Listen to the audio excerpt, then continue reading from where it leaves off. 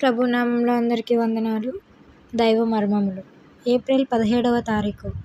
లూకాసు వార్త 24వ అధ్యాయము 31వ వచనము. వారి కన్నులు తెరవబడి ఆయనను గుర్తుపట్టిరి.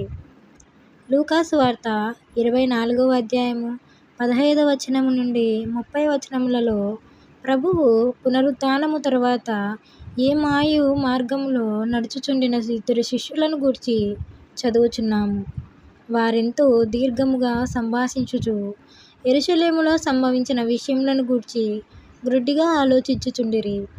యేసు ప్రభువు వారిని సమీపించి వారితో నడుచుచు తన్ను గూర్చి అంతయు వివరించుచు తన శ్రమలను గూర్చియు మహిమను గూర్చియు తనెందుకు తప్పక మరణించి తిరిగి లేచి మహిమలో ప్రవేశించవలెనో వారికి తెలుపుచుండెను. ప్రభువే వారికి బోధించినను వారింకను ఆయనను ఎరుగలేదు.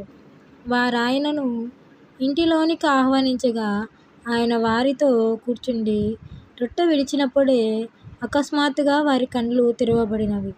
అప్పుడు మాత్రమే వారు ప్రభువును గుర్తెరిగిరి. ఈ విధముగా ప్రభువు వారిని బోధించెను.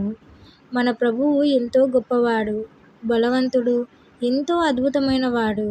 మన సామాన్యమైన నేత్రములతో మనం ఆయనను చూడలేము. ఆయన మన జ్ఞానమునకు మించినవాడు. మానవేంద్రియములలో ఆయనను గ్రహించలేము.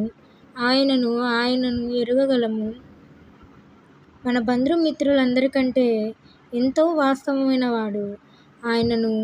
ఆయన మహిమను మనము గుర్తెరిగిన ఎడల ప్రపంచం అంతటిలోనున్న ప్రతి వ్యక్తి కంటే ఆయన మనకు అత్యంత ప్రశస్తమైన వాడుగా కనబడును.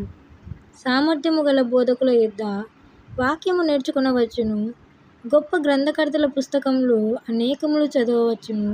ప్రభువుతో నడుచున్నప్పుడు గొప్ప అనుభవములను మనము పొందవచ్చును. అయినప్పటికీ ఆయనను ఏ విధముగా ఎరుగవలెనో ఆ విధముగా మనమింకనూ ఎరుగలేదు. ఆయనను ఎరుగుదుమని మనం అనుకొనవచ్చును, కానీ అదంతయు వట్టిదే. ఆమేన్.